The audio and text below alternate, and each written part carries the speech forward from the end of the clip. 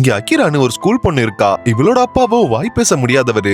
ரொம்பவே பாசமா இவளை வளர்க்குறாரு. ஒரு நாள் இவ ஸ்கூலுக்கு போற வழியில ஒரு பொண்ணு மேல அங்க இருக்கிற பொறுக்கி பசங்க ஆசிட ஊத்திடுறாங்க. இப்ப அகிராவோ அந்த ஆசிட் அடிச்சவனை போலீஸ்க்கு அடையாளம் காட்டி கொடுக்கறா. இப்ப போலீஸ் ஸ்டேஷன்ல இருந்து வெளியில வந்தவன் அகிரா தனியா ஸ்கூலுக்கு போறப்ப அவளோட மூஞ்சில கத்திய வச்சு கிழிச்சிடுறான். அதுல பயந்து போன அகிராவோ இனிமே ஸ்கூலுக்கு போக முடியாதுன்னு அழுகுறா. இத பார்த்த இவளோட அப்பாவோ இவளுக்கு தைரியம் வர வைக்கிறதுக்காக கராத்தே கிளாஸ்ல சேர்த்து விடுறாரு. அதனால இவளுக்குள்ள ஒரு தைரியம் வர ஆரம்பிக்குது. இப்ப இந்த ஆசிட் அட்டாக்ல பாதிக்கப்பட்ட அந்த பொண்ணு தன்னோட முகத்தை பார்த்துட்டு அழுகுறா. அங்க இருக்கிறவங்க எல்லாம் அவளுக்கு தைரியம் சொல்லி அவரை சமாதானப்படுத்துறாங்க. இப்போ அகிரா ரோட்ல நடந்து போயிட்டு இருக்கிறப்ப அந்த பொறுக்கிய மறுபடியும் பாக்குறா. அப்ப கோவமான அகிரா அந்த பொறுக்கிங்களை ரோட்ல வச்சு எல்லாரும் முன்னாடியும் அடிக்கிறா. அவன் ஆசிட் எடுத்துட்டு வந்து அகிராவோட மூஞ்சில ஊத்த வரான். அப்ப இவ தடுக்கிறப்ப அந்த ஆசிட் அவன் மேலேயே ஊத்திடுது. அதனால போலீஸ் அரெஸ்ட் பண்ணி அகிராவை ஜெயில போட்டுடுறாங்க. இவ எந்த தப்பும் பண்ணலன்னு நிரூபிச்சு வெளியில வரதுக்கு இவளுக்கு 3 வருஷம் ஆகிடுது.